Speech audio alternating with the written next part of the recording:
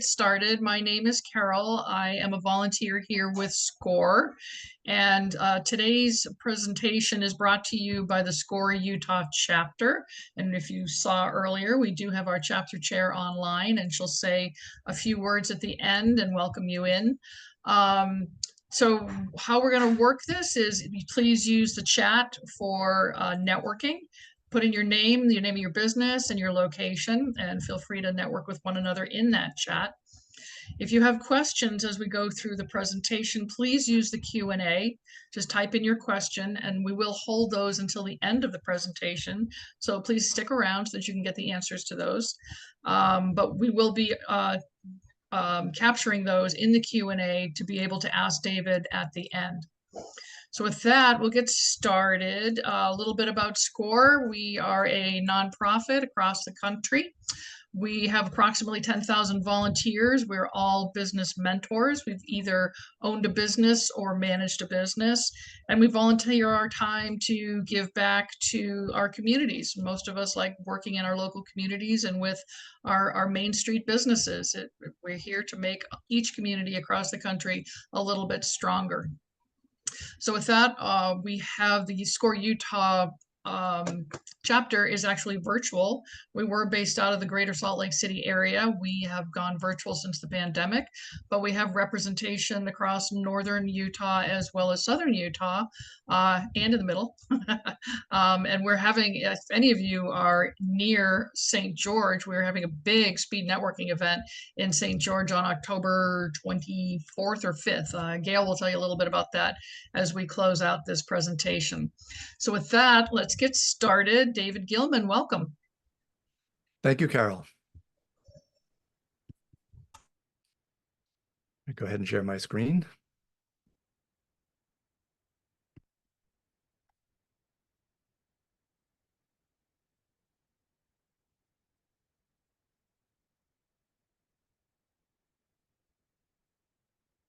Hello, everyone, and welcome.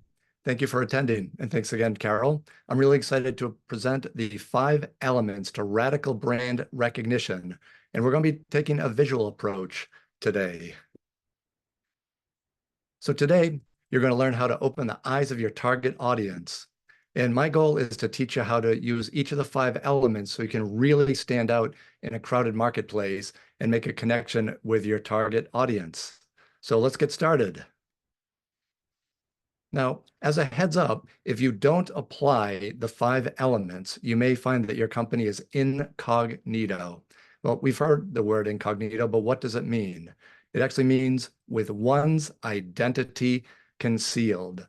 And what I want to do is help you to do the opposite and reveal your identity in very unique and unforgettable ways.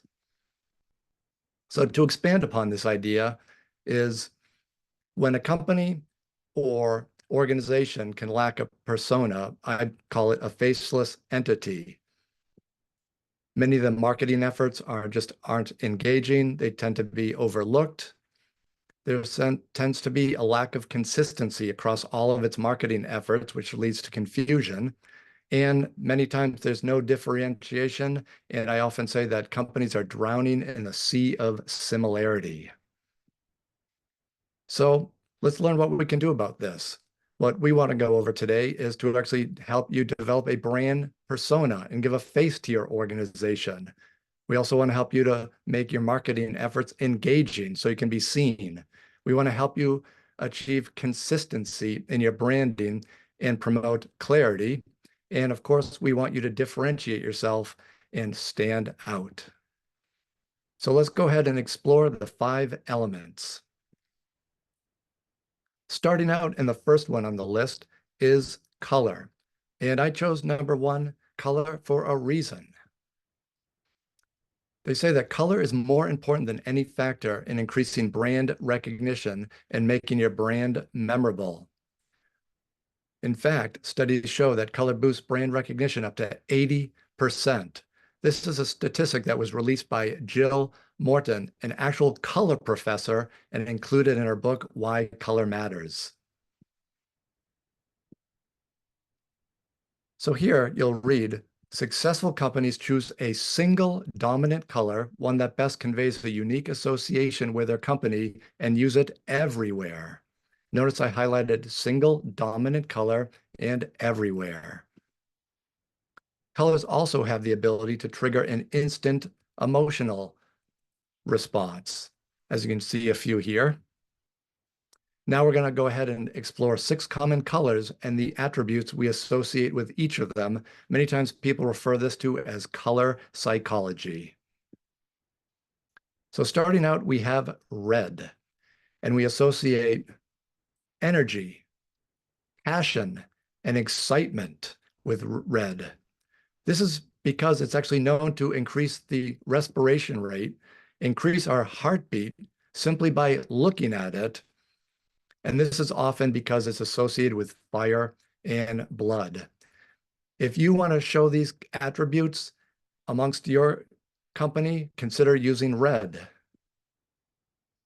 Now we're going to take a little mini quiz. Now, can you guess which company chose red as their dominant brand color? And I'll give a little bit of a hint. They are the 8th largest retailer in the United States. I'll give you a few seconds. Any guesses? If you guessed Target, you hit the bullseye with their dominating use of the color red. Next up, we have blue. And with blue, we associate confidence, enduring, and stability. That's because blue is the color of the sea and the sky. They've never left us, and they're not going anywhere soon. They're permanent fixtures in our life, and because of that, we feel a sense of loyalty. In fact, studies have shown that over 40% of the top brands globally use brand blue in their logos and brand identities because of the associations made with the color. Another quiz. Can you guess which company chose blue as their dominant brand color? Give you a few seconds, and I'll give you a hint. They are a multinational technology corporation. If you guessed IBM, you are correct. In fact, IBM used blue so successfully that the company actually got a nickname, still to this day, is called Big Blue. And that's due to the effective use of their color. The next color on the list is green. And we associate renewal, harmony, and trustworthiness with green. People also associate money with the color as well. This is because it's a color of nature. It's growth-oriented and has a certain freshness to it.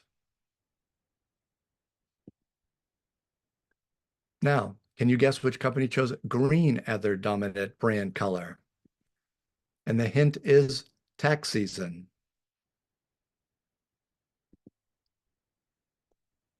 If you guessed H&R Block, you are right.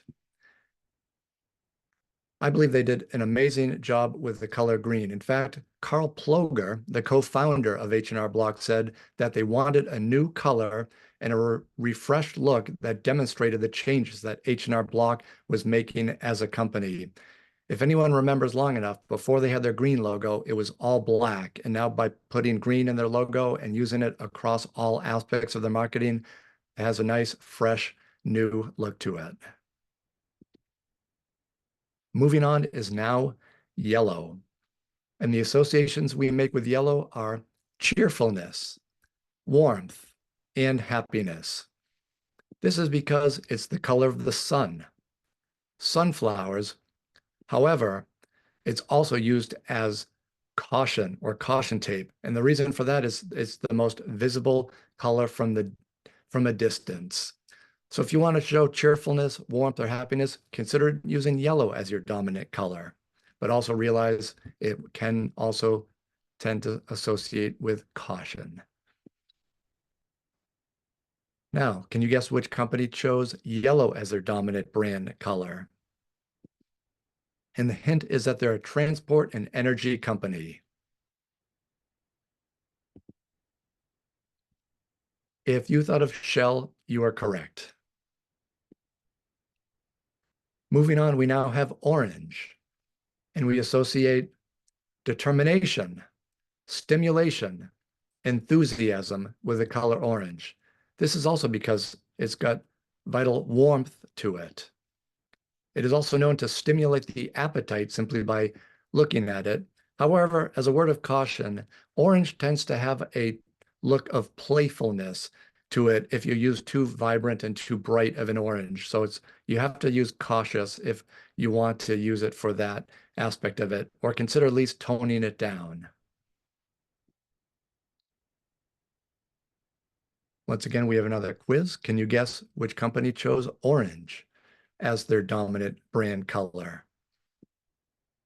And the hint, they are a DIY or do-it-yourself company. If you chose Home Depot, you're correct. And as you notice, they toned down the orange a little bit.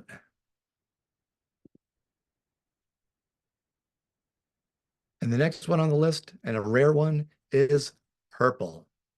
Now, this one has an interesting story for it, which I'll tell in a second. Now, people generally sense royalty, luxury, and creativity with purple. This is because in ancient times, in 1500 to 1200 BC, only kings and rulers were seen wearing purple.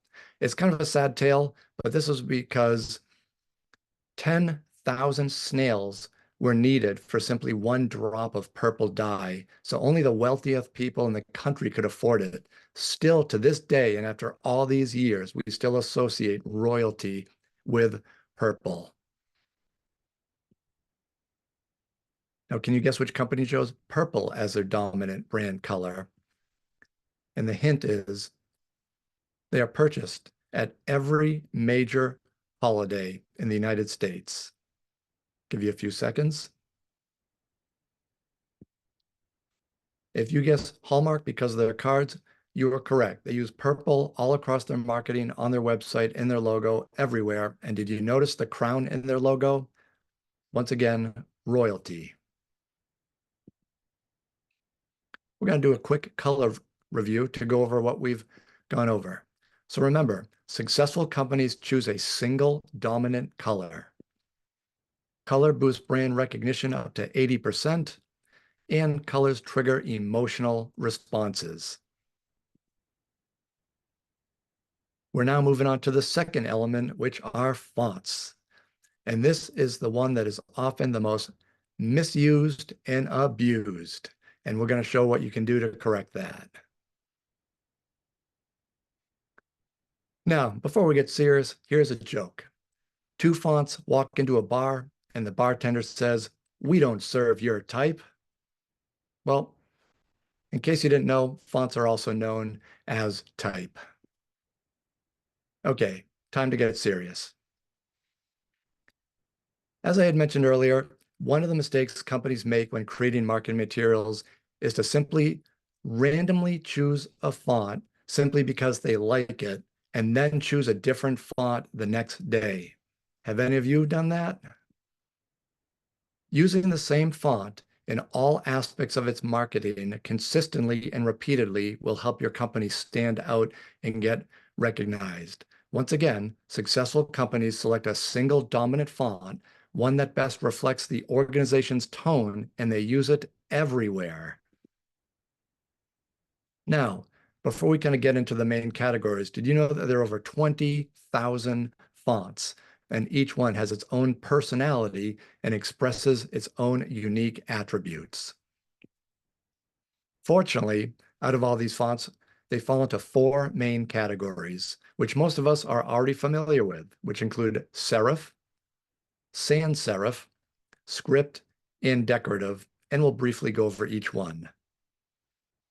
Now, in case you're wondering, a serif literally is just a small decorative line attached to the end of a letter. We'll take and we'll magnify it so you can see what I'm referring to. Now, similar to colors, there are also associations made with fonts. Serif fonts were developed in the mid-15th century. So if you want to convey these attributes, consider choosing a serif font. And the associations are elegant, They're formal and traditional, as well as reliable. Here we now move on to sans serif. Now, in case you're wondering, the word sans is simply a French word that means without. So if you ever see that, it just means without a serif, or in other words, no lines attached to the end of the letters. And I'll go ahead and I'll magnify those as well. And there's associations made with sans serif. Now, sans serif fonts were developed in the early 20th century, so they are still considered to be fairly new. And because of this, they tend to have a more modern look than serif fonts. So consider using a sans serif font if you want to convey more of a look that's associated with having a modern company, contemporary, progressive, and direct. And then as we move on to the third category, are script fonts. Now, these are wonderful fonts and they certainly differentiate. However, they need to be used sparingly. The associations made with script fonts include as they're fluid. They tend to have more of a look on the feminine side. They are affectionate and elegant. And then the fourth and final category of fonts are decorative fonts. Now, these take up the majority of that 20,000 because many new ones are coming out like every minute. And as you can see, they can get very creative, different, and unique, but you have to realize they need to be used sparingly, and the associations made with them too will also help you decide when and when not to use them. So the associations made with decorative fonts include that they're whimsical, informal, casual, and happy. So maybe if you're a toy company, you want to use a decorative font. Now let's take a look at three well-known organizations that chose a dominant font for the purpose of consistency and radical brand recognition. Here is Southwest Airlines. They actually had a custom font developed called Southwest Sans. If you look at it, the letters are kind of what I describe as bulbous, and the descenders, the part of the letters that actually dip beneath the line on where the letters sit, are very short. So it gives a really friendly, fun look to it. In fact, I often say that this font looks so fun and friendly that I want to personally hug it. And they also want to convey these unique attributes. They want to make it have a sense and look of innovation, modernism, and friendliness. And I think they did an amazing job. Now, obviously, not many companies can go out and have their own fonts designed because it's very costly. But as I mentioned earlier, there are over 20,000 fonts, so there's no shortage of them. The next font is Syracuse University, and they chose the font Sherman. As you can see, it is a serif font, and it's a font that they want to communicate tradition, seriousness, and leaning on these two attributes. I often say to people, imagine if Syracuse actually used the Southwest Airlines font, or if Syracuse did the vice versa. I'll make a joke that, would you really want to send your kids to Syracuse if it looked too whimsical and fun and friendly? Or would you want to actually get on an airline when it looked too serious? Well, I'm obviously exaggerating a little bit, but I hope you get the message I'm saying. And next, yet another a company that we're all familiar with is Apple. As you can see, from 2003 to 2017, they used the font Myriad for every aspect of its marketing, advertising, website, products, promotional material. In fact, it was so highly recognized that people could actually detect what the company was simply by looking at the font without even seeing a product or even a product name to it. And they wanted to convey simplicity, precision, and modernism in their font, and I thought they did an excellent job. Now let's go ahead and review fonts. Now, successful companies select a dominant font and use it everywhere. The four main categories are serif, sans serif, script, and decorative, and fonts express unique attributes. Moving on, we're now going on to the third element to radical brand recognition is the logo. And we'll spend maybe about another minute or two on this one because it's very important. Now, the logo is the most ubiquitous of the 5 elements. And in case you're wondering what ubiquity means, it means the state of being widespread or seeming to be everywhere at once. This is because logos are seen everywhere. They become your silent salesperson 24 hours a day and 7 days a week. Sadly, many companies are quick to launch a company and place little value on developing a proper logo, and we're going to spend a little extra time on this. Now, there are 7 key characteristics that make up a successful logo and help it to really stand out. And this also forms the foundation for the brand and brand identity itself. So number 1 is just as every fingerprint is unique, your logo should be one of a kind and convey some unique aspect about your company. Now here's an example of a Kendall Square logo. After years of research, a marketing company discovered that they had the highest cluster of technology companies all in close proximity to one another where people wanted to collaborate. I designed this logo to do something where they'd be highly identifiable and stand out and do something amongst their company. So when I went to Google Maps, I noticed that Kendall Square wasn't a square, but was rather an irregular shape made up these 4 streets. And I envisioned people networking and coming together, and also thought of technology, how they're connected by pin connectors. And that's actually how the logo was formed. It created something was easily identifiable to the company and actually represented about who they were. The next key characteristic for a successful logo is simplicity. And all too often, logos are overdone and overcomplicated. Successful logos are very simple.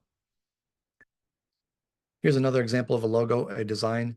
Now, meeting makers planned meetings. They were all about connecting people. And simply by keeping it simple, the logo will be remembered and retained. The third key characteristic to a successful logo is making it memorable. A logo design must contain some unique and recognizable elements that are connected to the brand. Here's an example of a medical dispensary company that helps people with various ailments and people who are suffering. So we're going to break down this logo a little bit. So in looking at the final logo, it's actually comprised of some various elements. If you look at there's hearts, there's a flower, there's capsules. As they told me, this is going to be the main mechanism in which they were going to dispense items to their patients. And also, as I actually put in an element of a Band-Aid. So this is something that actually the CEO, after they saw this concept, they realized just how memorable and effective this logo would be. So when you do something, make sure that it's memorable to what you're doing and how you're serving your people. The fourth characteristic of a successful logo is to ensure that it's differentiated. Now, by doing this, you want to assess what the competition is doing and design an entirely different logo. And I'm actually going to go back to the year 2000s to kind of show an example. Remember all the swoosh logos back then? Well, here's just a few of them. You got Midas, Ryder, and ClickNet. Everybody started jumping on the swoosh bandwagon. In fact, right now, I want to blow them up. In fact, as we move on to the next slide, you'll see everybody was doing that. And now the thing about it is, the reason I tell people to do something different is when you look at these logos, there's very little differentiation amongst them. They're difficult to recall. They're not sustainable. In other words, it was a trend. Everybody jumped back off the bandwagon in 2001, had to redesign their logos, and they failed to convey any unique aspect about your company. So simply to differentiate, assess what the competition is doing, stay away from trends and do something different. The fifth characteristic to a successful logo is they are sustainable. A properly designed logo will stand the test of time and will not fall victim to having a dated look. Here's a logo I designed for the nursing CE portal. CE stands for continuing education. As you might know, nurses have to go back to be educated every single entire year to stay up on the latest techniques and procedures. And so by doing this, I simply used an oval. And if you look in there, there's a book which subliminally hints at education. You can see the spine I put in the back, and there's an open doorway as the portal.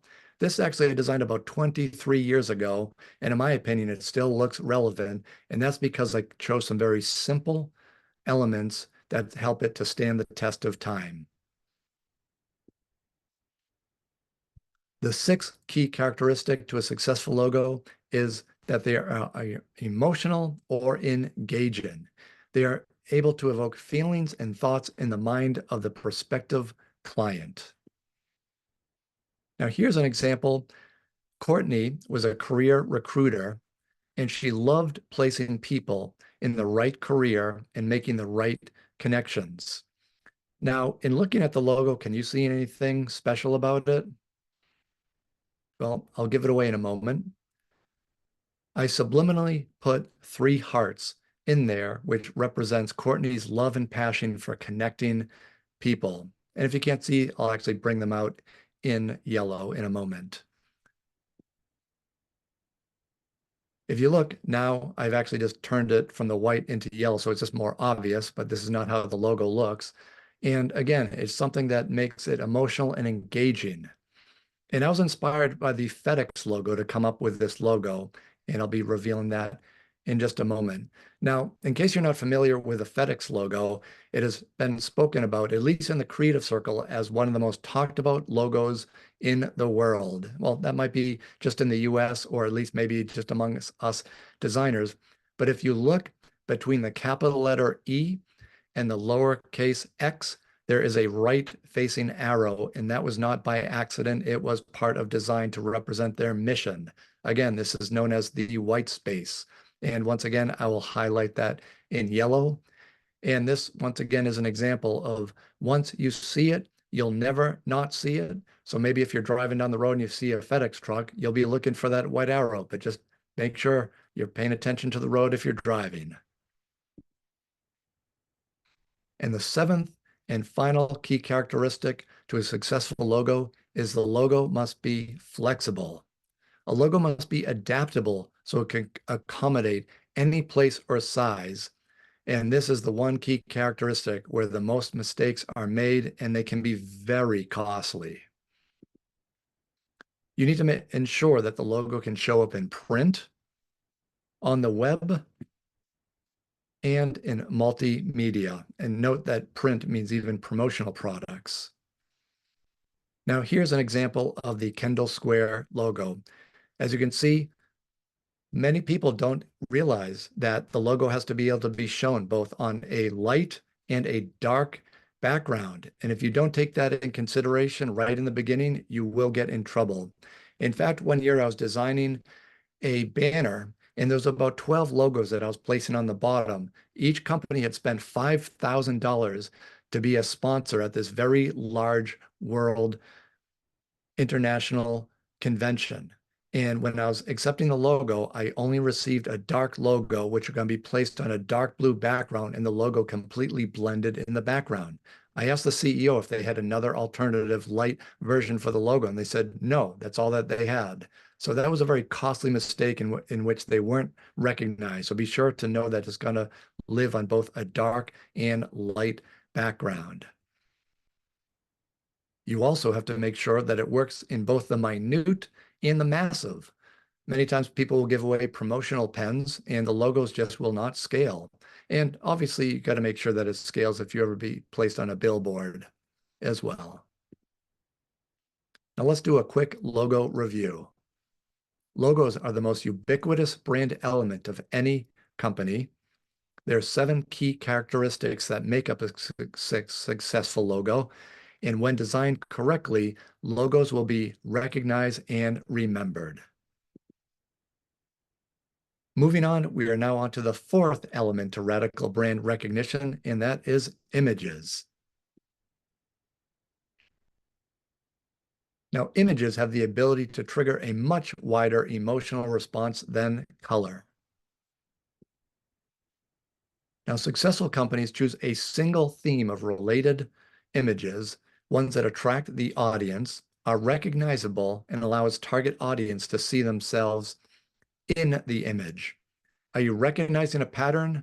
So far, we've talked about a single dominant color, single dominant font, and now we're talking about single dominant theme of related images. Now, similar to fonts, all too often images are chosen randomly without much thought, focus, or know-how. And we're going to discuss what can be done about this. An image usage guide could be the answer. Now, an image usage guide specifies the exact type of images that will be used in order to achieve consistency and radical brand recognition. As you can see down below, you want to understand who your target audience is, the guidelines and description of what type of images will be used. Now, a great example of an organization that effectively uses an image usage guide is Toastmasters. Now, in case you haven't heard of them, Toastmasters is an international organization that helps people improve their public speaking skills. Their target audience consists of people who are looking to become better speakers, communicators, and leaders. Now, over the years, I've looked at hundreds of image usage guides, and Toastmasters did something that I had never seen before. Not only does Toastmasters specify which type of images to use, they even specified the type of images never to be used. And this can be done on a single sheet of paper. So ask yourself, to use or not to use? That is the question. Now, here's the top half of their image usage guide. They stated, use images of people that look engaged, approachable, and empowered, and then incorporate images from Toastmasters related settings. And of course, these include meetings, presentation and speakers, networking events, at conferences and training, and speech contests. And again, I'm going to highlight and just show you just how focused and clear they were. Again, in any images that they ever use in their marketing material, whether in advertising, on their websites, on flyers, you name it, they're always going to have people that look engaged, approachable, empowered in those 5 settings. That is very clear and very specific. And then this is the part I had mentioned to you that I'd never seen this before. They actually went ahead and said images not to use or images that should never be used within the Toastmasters brand. And as you can see, they have animals, landscape, children, food, appliances with an asterisk. As I often notice, people love to be cutesy when they actually work with images, colors, or fonts. And it says this includes toast or toasters and the remaining 5 other things that are never to be included. I thought they did a really good job with that. Now let's take a glance at several images that Toastmasters use throughout all of their branding and marketing materials. Now here are some of their images. Again, they use these on flyers, posters, websites, social media, brochures. If you recall, it allows the target audience to see themselves in the images.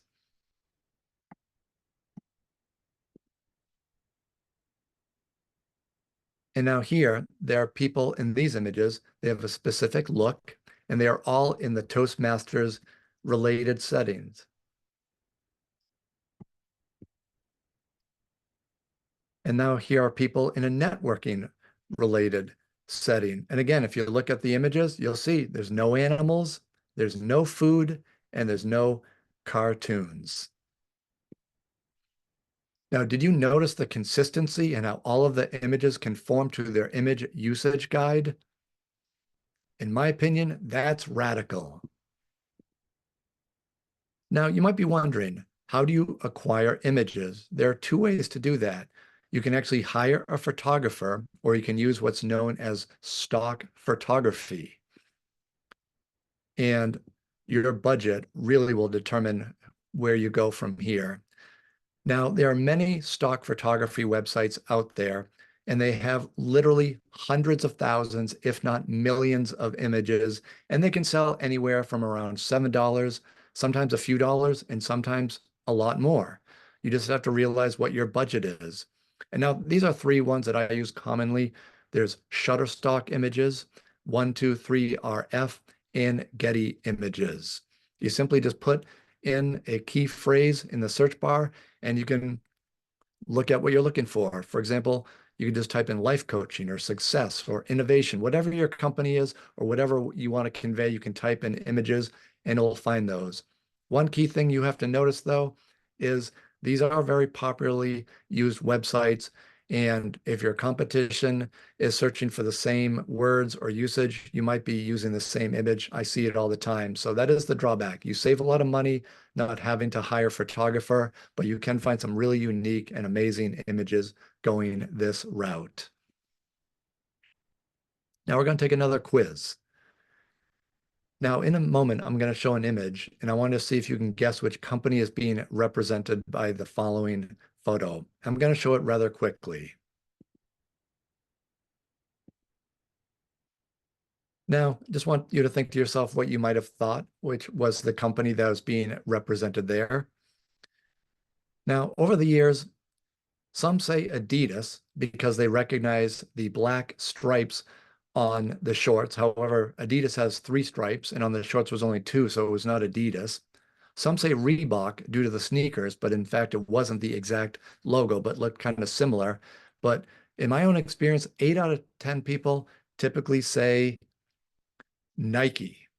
And there's a reason for that. And I should say there was a reason for that, at least with the older audience members, younger members might not be so familiar, but for decades, Nike used a campaign and many times the same photographer that had that same look over and over and over and over again. So for nearly 20, if not 30 years, we had that look of that image being used for Nike, and people associated just the style of photography with a company.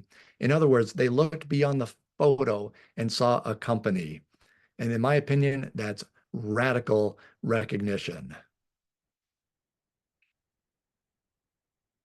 Now we're going to give a quick image review. Successful companies choose a single theme of related images. Images trigger a much wider range of emotions than color, and determine which images to use. And remember, write down what images not to use. We're now moving on to the 5th and final radical element for brand recognition. And it's the most powerful in all the 5 elements. It is developing a well-defined brand identity. Now, what is a brand identity? Essentially, a brand identity is what we've already gone over. Colors, fonts, logos, and images.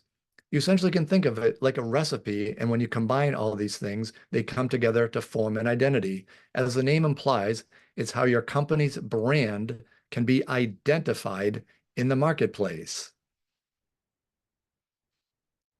Now, many people think a logo is a brand identity. However, it goes a lot deeper. As I mentioned, it also includes the color, images, and fonts, and it even goes deeper than that. Essentially, any visual component that you ever put out there in the marketplace, whether it's your stationery package, marketing collateral, advertising, social media, website, presentations, trade show signage, or promotional items, any aspect becomes a part of your brand identity.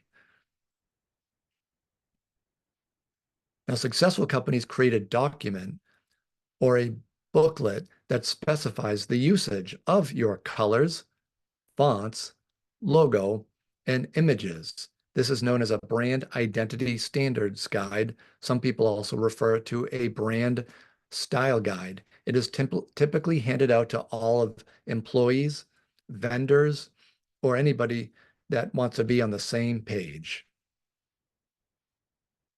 Now, failure to set these guidelines can result in Sally in the marketing department choosing Times as the font, Bob's in the sales department as he loves Comic Sans font, and then you got Jennifer in the HR department who will use Helvetica. And right now they're all smiling, but we're actually going to turn them into frowns because that is not good. Now let's take a look at Kendall Square's brand identity standards guides, which helps with consistency, repeatability, and recognition. Now, if you recall, number one element was color. Here you can see that the color is defined. Now, these are very technical numbers, so you don't have to be concerned with that. But essentially, every color is actually made up of various values, which include CMYK values, RGB, which is basically the way your screen displays those colors, and web numbers. In other words, you could go to another country and specify these same numbers, and they're going to achieve consistency no matter where you go. Next, if you recall, the second element was fonts. Here they used the font Avenir.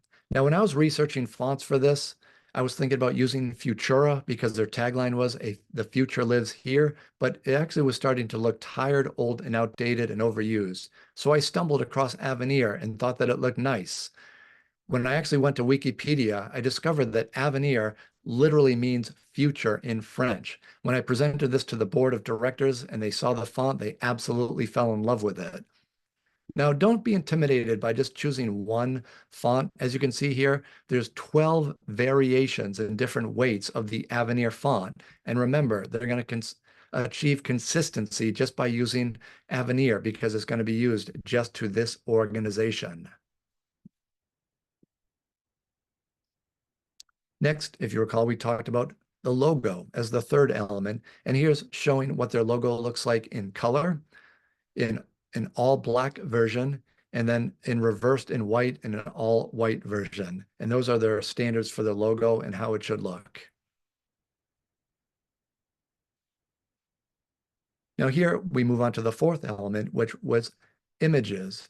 Now this is just one page and it's a description just basically showing that, saying that the Kendall Square organization should use people that are collaborating and technology. So you can see there's kind of a technological look to the images with people in them. And of course, these aren't going to be the three images that are going to be used over and over again. They're just used as a foundational look for what images people should piggyback on and use throughout their website and all of their branding and marketing efforts.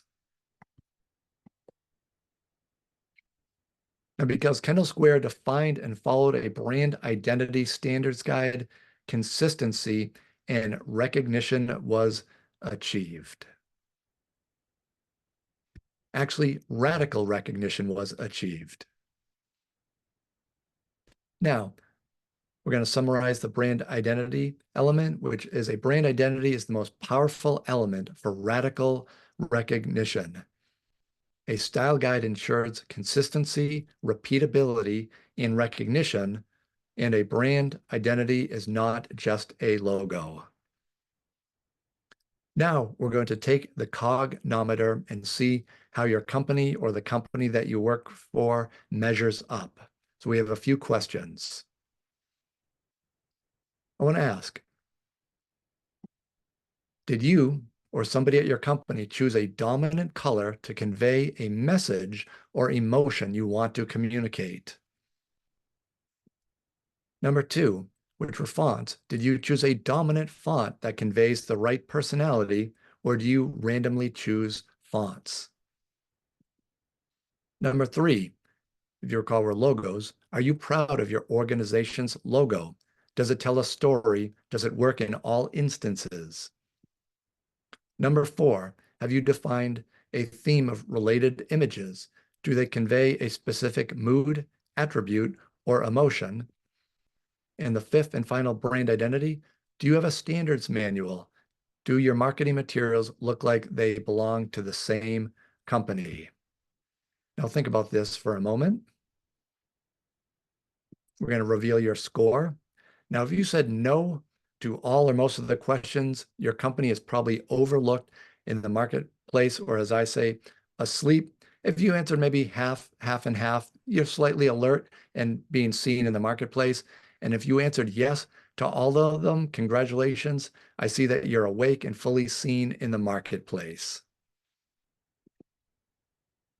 That now concludes our 5 elements to radical brand recognition. Once again, my name was David Gilman. My company is Cognito. My tagline is your company incognito? Here's my information here, and I'll now pass it back over to Carol. Thank you so much for attending. Well, thanks, everybody. If you have questions, feel free to put them in the Q&A, and we'll get those questions answered.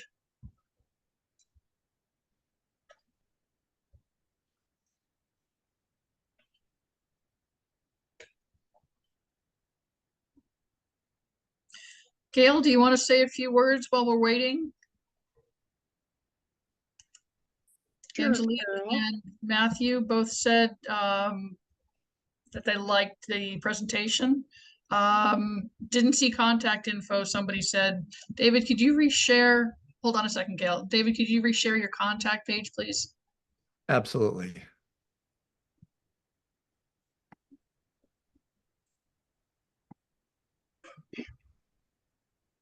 Great. I just need to jump down to the last slide. Okay. Wonderful. And just in case, Anonymous, you were asking for contact information for the SCORE chapter, I'm going ahead and I'm going to put it into the webinar chat in just a moment.